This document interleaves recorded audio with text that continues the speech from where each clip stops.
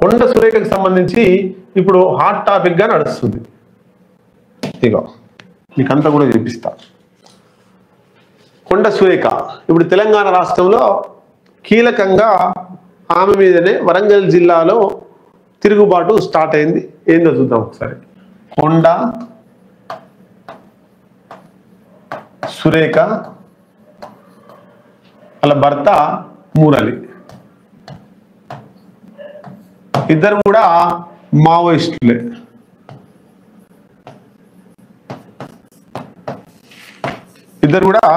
మావోయిస్టులే. మరి వీళ్ళు వైఎస్ ఎడగూరి సందింటి రాజశేఖర్ రెడ్డి ఆయన పోర్బలంతో, ఆయన సపోర్ట్తో, ఆయన సహకారంతో జనజీవన స్రవంతిలో కలిసిరు.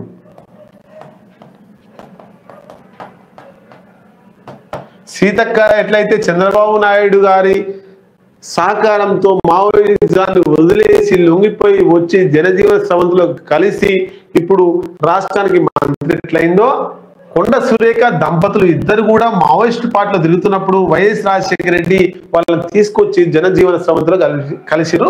అప్పుడు వాళ్ళు కాంగ్రెస్ పార్టీలో చేరారు. ఫస్ట్ మావోయిస్ట్ పార్టీ, తర్వాత కాంగ్రెస్ పార్టీ. ఇది రెండోది పెట్టుకుందాం, ఎందుకంటే ఇది ఒకటోది కాబట్టి రెండోది. నెక్స్ట్ వచ్చేసి వీళ్ళు ఏం చేసిర్రు, వైఎస్ రాజశేఖర రెడ్డి చనిపోయిన తర్వాత జగన్ కోసం వైఎస్ఆర్సిపి ఈ పార్టీలోకి పోయారు, మూడో పార్టీ అన్నట్టు. నెక్స్ట్ మళ్ళీ ఎక్కడికి వచ్చేసిర్రు, నాలుగవది కాంగ్రెస్ లోకి వచ్చారు. కాంగ్రెస్ లో ఉన్నారంటే నెక్స్ట్ దాని నుంచి వెళ్ళి టిఆర్ఎస్ వచ్చారు. కేసీఆర్ ముఖ్యమంత్రి అయిన టిఆర్ఎస్కి వచ్చి ఎమ్మెల్యే గెలిచింది మళ్ళీ ఆమె. నెక్స్ట్ వచ్చేసి ఆరోది మళ్ళీ ప్రస్తుతం కాంగ్రెస్లోకి వచ్చారు. కాంగ్రెస్లోకి వచ్చి ఆమె మినిస్టర్ అయింది.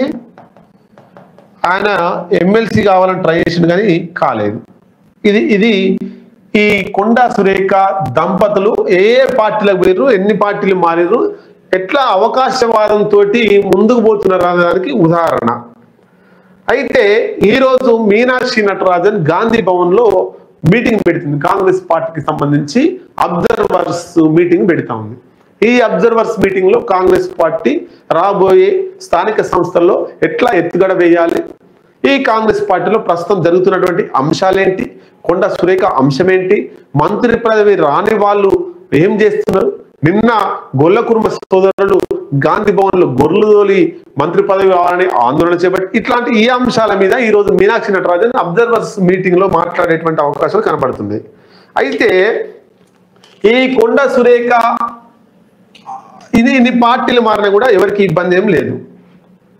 మామూలుగా ఏ పార్టీ అవసరం ఉంటే అందులోకి పోతూనే ఉంటది. రాజకీయ నిలకడ లేనటువంటి ఫ్యామిలీ కొండ సురేఖ మురళి ఫ్యామిలీ. వీళ్ళిద్దరు కూడా రాజకీయంగా నిలకడ ఉండదు, ఎక్కడ ఉంటే అటు వెళ్ళిపోతూనే ఉంటారు. ఇట్లా ఇది జరుగుతున్న తరుణంలో మరి వరంగల్, ఉమ్మడి వరంగల్ సంబంధించి మొత్తం క్లియర్ చేస్తున్నది. ఉమ్మడి వరంగల్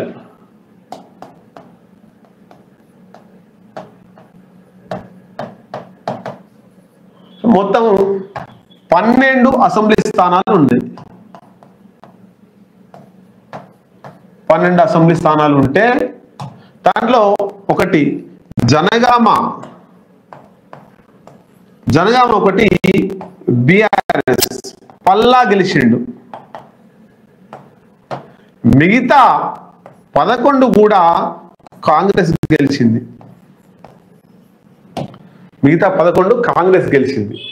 ఈ 11లో ఒకరు కొండ సురేఖ అయితే మిగతా 10 మంది ఎమ్మెల్యేలు కొండ సురేఖ మీద తిరుగుబాటు చేస్తున్నారు. ఈ 10 మందిలో ఈమెకి మంత్రి పదవి ఇచ్చిండు రేవంత్ రెడ్డి. ఇచ్చింది కాపాడుకోకుండా ఆమె మంత్రి అయిన కానుండి ఇప్పటి వరకు అనేక సమస్యలలో కొట్టుమిట్టాడుతుంది. ఆమె మాటలతోనే ఆమె ఇరుకులో పడిపోతుంది, రాజకీయంగా ఇబ్బంది పడుతుంది. గతంలో మనం చూసినాం, ఒక లేడీతో ఈమె ఫోన్ కాల్లో మాట్లాడేటప్పుడు అసభ్యకరంగా మాట్లాడింది, ఇబ్బందుల పాలైంది.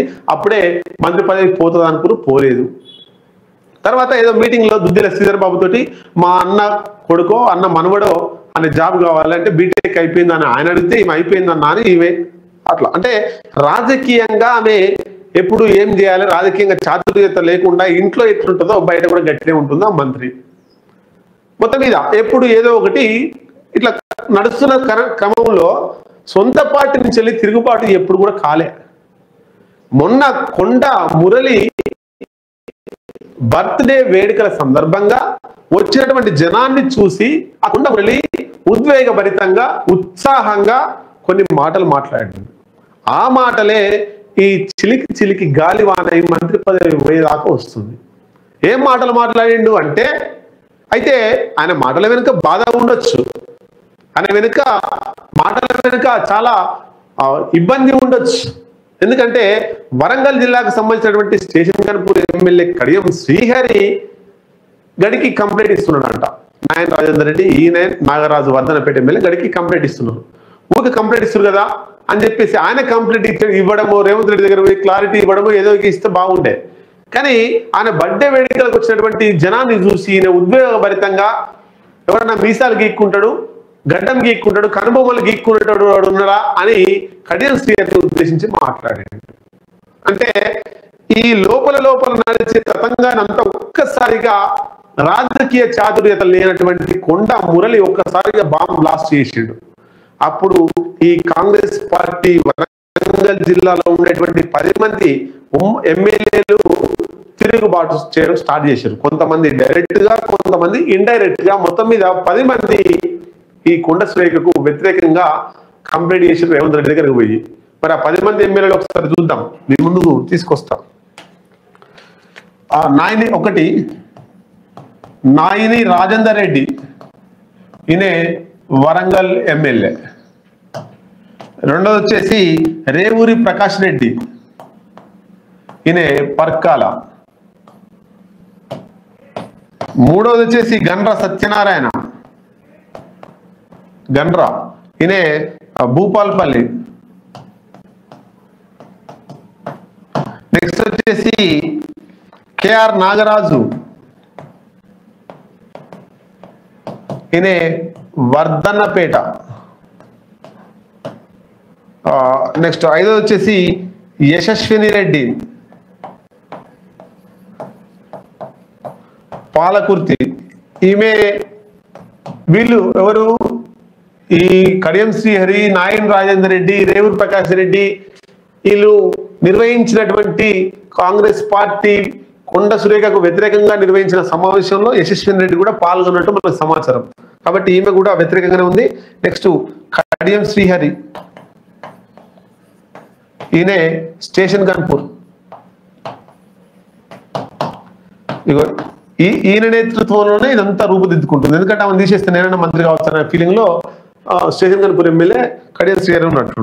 నెక్స్ట్ సీతక్క, సీతక్కకు లోపల ఉంది కానీ బయటకు చెప్పట్లేదు, న్యూట్రల్ గా ఉందని అనుకోవచ్చు. కానీ వ్యతిరేకిస్తలేదు. ఒక మహిళ మీద అట్లా ఎందుకు చేస్తారు, మీరు చేయొద్దు అని చెప్పి గట్టిగా చెప్తలేదు. అంటే ఇండైరెక్ట్ గా వీళ్ళకే సపోర్ట్ చేస్తున్నట్టు మనం అనుకోవచ్చు.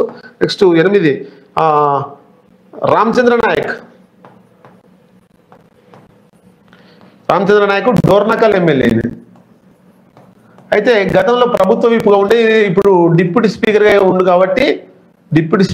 కాబట్టి ఏం మాట్లాడద్దు కాబట్టి ఊరుకుంటుండు, లేకపోతే ఆయన కూడా సమావేశాలకు పెట్టాడు. నెక్స్ట్ 9వది మహబూబాబాద్, ఈయన మురళీ నాయక్, ఈయన కూడా. నెక్స్ట్ 10 వచ్చేసి దొంతి మాధవరెడ్డి, ఈయన నర్సంపేట ఎమ్మెల్యే. ఈయన కాంగ్రెస్ ప్రభుత్వం వచ్చిన కాంచెల్లి అంటిముట్టనట్టే ఉంటుండు. ఈయన రేవంత్ రెడ్డికి వ్యతిరేకంగానే ఉంటుండు, సీఎం కు వ్యతిరేకంగా ఉంటుండు. ఆయన కాన్స్టిట్యూన్సీలో ఏం జరుగుతుందో దాని వరకే పరిమితమై ఉంటుండు. ఆయన అంటిముట్టనంటే రేవంత్ రెడ్డికి వ్యతిరేకంగా ఉంటుండు. కాంగ్రెస్ పార్టీ రాష్ట్ర స్థాయి ప్రోగ్రాంలలో ఇవన్నీ ఏం పాల్గొంటలేడు, కేవలం ఆయన కాన్స్టిట్యూన్సీకి పరిమితమై పనిచేస్తున్నాడు. అంటే ఇట్లా ఈ రామచంద్ర నాయక్ డిప్యూటీ స్పీకర్ గట్టిగా మాట్లాడలేకపోతున్నాడు, సీతక్క మంత్రి కాబట్టి ఆమె ఎక్కువ మాట్లాడలేకపోతుంది. మిగతా వాళ్ళంతా కూడా కడియం శ్రీహరి దీనికి లీడర్, కడియం శ్రీహరి దీనికి అంత లీడరు. వీళ్ళందరినీ Kadiyam Srihari SA, KR Nagaraju SA, ఇంకా కొంతమంది ఎస్సీకి సంబంధించినటువంటి నాయకుల్ని ఎమ్మెల్యేలను పట్టుకొని ఈ కొండ సురేఖ మీద గట్టిగానే ఫైట్ చేస్తున్నాడు కడియం శ్రీహరి. ఎందుకు? కొండ సురేఖ మంత్రి పదవి పోతే నాకు వస్తుందని చూస్తున్నాడు. కానీ ఇక్కడ తప్పేందంటే ఆయనకు రాదు, కడియం శ్రీహరికి మంత్రి పదవి రాదు. ఎందుకు రాదు అంటే ఒక మహిళను తీసిస్తే ఇంకో మహిళకి ఇచ్చే అవకాశం ఉంటుంది. అది వరంగల్ జిల్లాలో అయితేనేమో విజయశాంతికి వచ్చే అవకాశం ఉంటుంది. వరంగల్ జిల్లాకు సంబంధించిన విజయశాంతి సినిమా హీరోయిన్ గా పనిచేసింది. లేదంటే ఇంకొక దగ్గర ఆమె వేరే వాళ్ళకు ఇంకొక దగ్గర మహిళకే ఇచ్చే అవకాశం ఉంటుంది. ఎందుకంటే మహిళలు ఎక్కువ లేరు కాబట్టి. మొత్తం మీద కడియం శ్రీహరి ఈ 10 మంది ఉమ్మడి వరంగల్ జిల్లాకు సంబంధించినటువంటి ఎమ్మెల్యేలు వర్సెస్ కొండ సురేఖ. ఈ విషయంలో కాంగ్రెస్ పార్టీ ఏం నిర్ణయం తీసుకుంటుంది? ఉమ్మడి 10 మంది ఎమ్మెల్యేల అభిప్రాయాన్ని సీరియస్ గా తీసుకుంటుందా, లేకపోతే కొండ సురేఖ ఏదేమైనా మంత్రి పదవిలో ఉండాలి ఆమెను కొనసాగాలని నిర్ణయం తీసుకుంటుందా? ఒకవేళ కొండ సురేఖ మంత్రి పదవిలో కొనసాగాలని నిర్ణయం తీసుకుంటే ఈ 10 మంది ఏం చేయబోతున్నారు, వీళ్ళ భవిష్యత్ కార్యాచరణ ఏం ప్రకటిస్తారు? లేదా వీళ్ళ అభిప్రాయం మేరకే కొండ సురేఖను తీసేస్తే కొండ సురేఖ భవిష్యత్ ప్రణాళిక, భవిష్యత్ వ్యూహం ఏం చేయబోతుంది? ఇదంతా కూడా మనం రాబోయే కాలంలో చూడొచ్చు.